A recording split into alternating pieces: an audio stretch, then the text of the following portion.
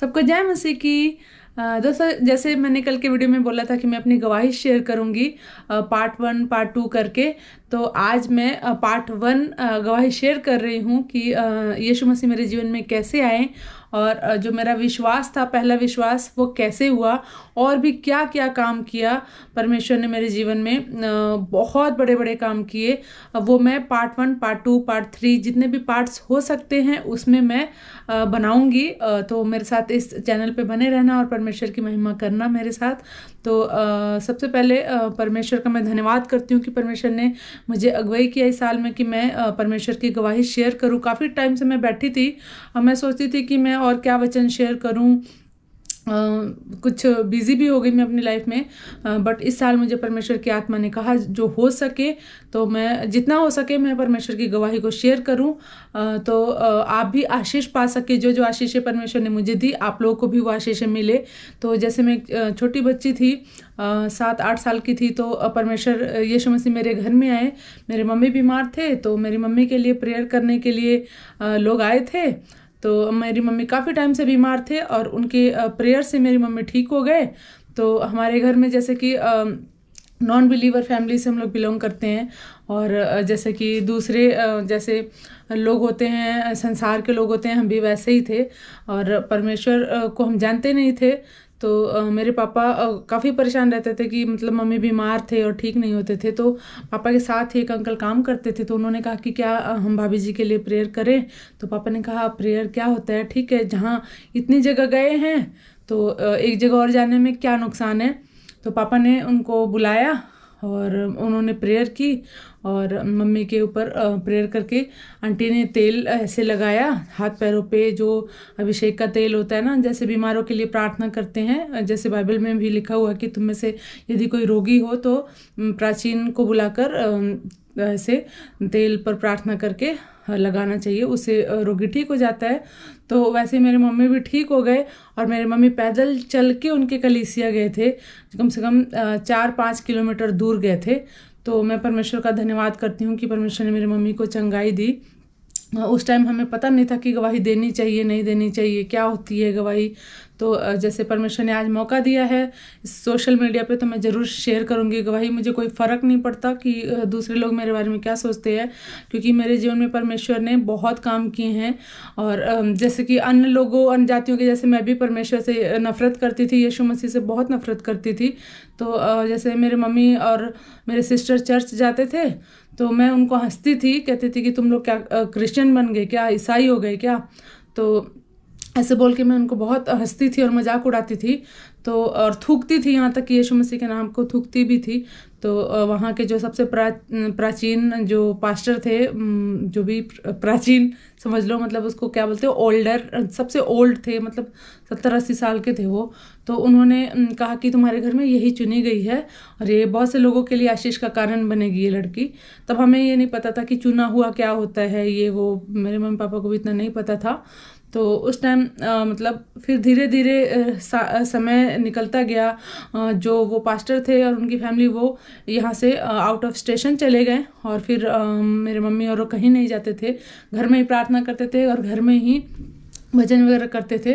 और परमेश्वर ने हमको बहुत आशीष दी उस टाइम भी, घर में प्रार्थना करके भी मेरे पापा को भी बहुत बरकत मिली थी उस टाइम भी। और फिर ऐसा हुआ कि 2-3 साल बीच में गैप आ गया और जैसे जैसे मैं बड़ी होती गई, तो जब मेरे 10th के एग्ज़ाम्स हुए, मैं हमेशा 8th-9th तक मैं फ़ेल हुई हूँ। मैं अपने सर्टिफिकेट आज भी आपको दिखा सकती हूँ कि मैं कैसे फ़ेल हो जाती थी। सारे सब्जेक्ट में मैं ठीक रहती थी, लेकिन जैसे ही मैथ्स की बारी आती थी तो मैं मैथ्स में फ़ेल हो जाती थी। तो जब 10th का जब एग्ज़ाम आया बोर्ड का, तो मैंने बोला यीशु मसीह से कि मेरे को ना ऐसा था कि बहुत क्लास में इंसल्ट फील होती थी जब भी मतलब आप समझ सकते हो, अगर आप अगर पढ़ने वाले बच्चे देख रहे हैं या आप भी तो कभी बच्चे होगे जब आप स्कूल में गए होगे, तो कैसे अगर हम किसी सब्जेक्ट में फेल हो जाते हैं तो कितनी इंसल्ट होती है, टीचर इंसल्ट करते हैं और बच्चे भी बहुत मजाक उड़ाते हैं। तो मैंने सोचा कि और ये तो बोर्ड का है, तो यहाँ तो फैमिली में भाई बहन भी सब मजाक उड़ाएंगे, दोस्त तो उड़ाएंगे ही।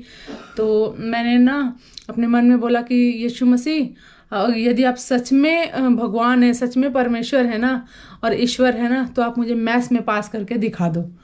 मैंने इतना बोला क्योंकि दिन रात मेरे मम्मी और मेरी सिस्टर और प्रेयर करते थे और तो बहुत मतलब भक्ति में रहते थे। तो मैं उनको देखती थी कि कुछ तो शक्ति है जो ये लोग मानते हैं, लेकिन मैं नहीं मानती थी, मैं नफरत करती थी।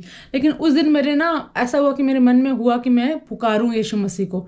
तो वो टाइम था जब 10th में मैं गई।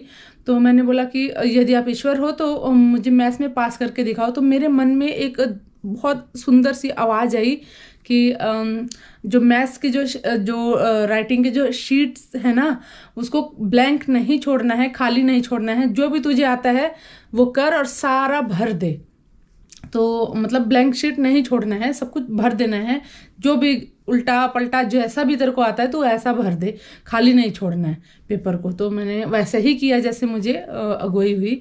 और फिर 1 महीने के बाद जब रिज़ल्ट का टाइम होता है, फिर मैं इंतज़ार कर रही थी और बहुत हड़बड़ी भी थी मेरे मन में कि मतलब देखूं, बेचैनी भी थी कि मतलब क्या सच में ये ईश्वर है, क्या ये पास कराएगा क्या।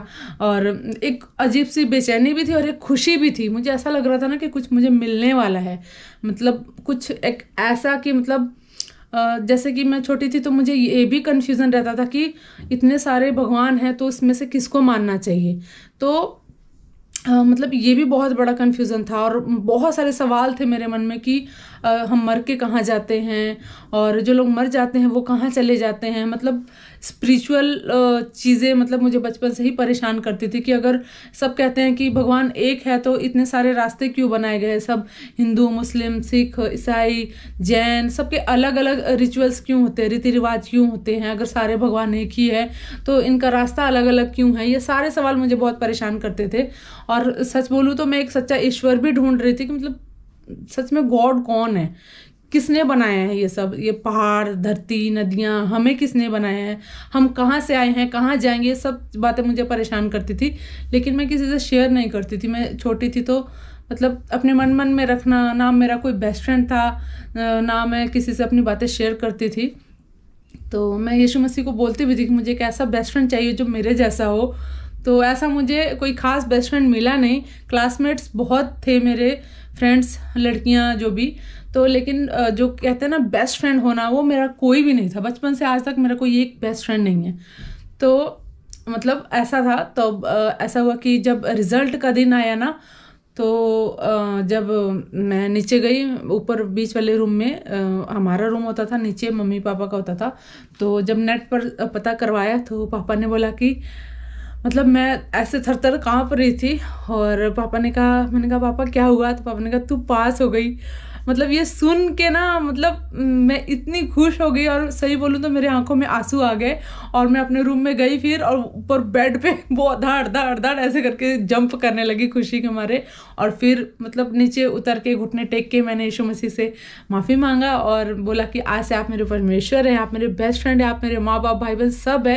क्योंकि इतनी बड़ी खुशी मुझे दुनिया में कोई दे नहीं सकता था कि मैथ्स में पास हो जाना। एक बच्चे के लिए मैथ्स बहुत कहते ना पत्थर पहाड़ जैसा होता है। जो बच्चा फेल हो जाता है ना उसको पता है। उस टाइम मुझे ये जात पात क्या होता है ऐसा कुछ ज़्यादा नहीं पता था। ये अब थोड़े हम बड़े हुए ना, अब पता चल रहा है कि इतना जात पात को लेकर नफरत फैलाई जाती है। और उस टाइम ऐसा कुछ भी नहीं था। आज से 10 साल पहले भी देखो तो कितना साफ सुथरा हमारा भारत था। आज इतनी गंदगी है यहाँ पे। मतलब जात पात को लेके बहुत बच्चे बच्चे के मन में भी नफरत फैला दी गई है। तो उस टाइम में ऐसा कुछ नहीं था, जबकि हम खुद राजपूत फैमिली से बिलोंग करते हैं। और हमारे परिवार में लेकिन मेरे मम्मी पापा ने कभी भेदभाव नहीं किया, सब धर्मों को बराबर आदर देना सिखाया था। लेकिन फिर भी मेरे मन में था कि एक सच्चा ईश्वर मेरा कौन है, कौन हो सकता है, मतलब कैसा होना चाहिए। मतलब अजीब सा ही एक मतलब सवाल मेरे मन में और बेचैनी सी भी रहती थी। तो लेकिन उस दिन मुझे यीशु मसीह मिले और उसके बाद से मैंने पीछे मुड़ के नहीं देखा। ज़िंदगी में बहुत उतार चढ़ाव आए, वो भी मैं आपसे शेयर करूंगी। और ऐसे ही मैं छोटी छोटी गवाही आप लोगों से शेयर करूंगी। और यीशु मसीह से मैंने प्रार्थना की और उसके बाद मैं यीशु मसीह को खोजने के लिए निकल पड़ी। और कैसे कैसे मेरे जीवन में यीशु मसीह ने और कैसे कैसे अपने बारे में बताया और क्या क्या काम किए वो भी मैं धीरे धीरे आपको छोटी छोटी गवाहियों में शेयर करूँगी। तो आज की गवाही को मैं यहीं पे स्टॉप करती हूँ। तो ऐसे एग्ज़ाम में पास जब मैं हो गई मैथ्स में 10th में, जब मेरा एग्ज़ाम था बोर्ड का, बहुत अच्छे नंबरों से मैं पास हुई। तो उसके लिए भी मैं परमेश्वर का धन्यवाद देती हूँ, जीसस को थैंक यू बोलती हूँ। और ऐसे जीसस मेरी ज़िंदगी में आए और बचपन से अभी तक जीसस मेरी ज़िंदगी में भी हैं। और आगे आगे मैं आपको और बताऊंगी कि यीशु मसीह ने और क्या क्या काम किया मेरे जरिए, कैसे बड़े बड़े काम किए और बहुत से लोगों को आशीष दी, वो भी मैं आपसे शेयर करूंगी। और सारी बातों में परमेश्वर को महिमा मिले, क्योंकि हम इस योग्य नहीं है कि हम उसके बेटे बेटियां भी कहलाए, लेकिन परमेश्वर ने अपनी दया करके हमें अपने बेटे और बेटी होने का हक दिया है। और हम मिट्टी हैं, हम तुच्छ हैं, हम पानी के बुलबुले हैं, हम इस योग्य नहीं है कि उसका नाम ले सके अपने ज़ुबान से। तो मैं परमेश्वर का धन्यवाद देती हूँ और परमेश्वर को महिमा देती हूँ कि मेरे जीवन से उसको हमेशा महिमा मिले। और परमेश्वर ने जिस बात के लिए मुझे चुना है वो परमेश्वर की वो इच्छा पूरी हो। आप सब मेरे लिए भी प्रार्थना करना कि मैं परमेश्वर की महिमा कर सकूँ। Thank you so much for watching. आप सबको जय मसीह। परमेश्वर आपको बहुत आशीष दे इन गवाहियों के जरिए।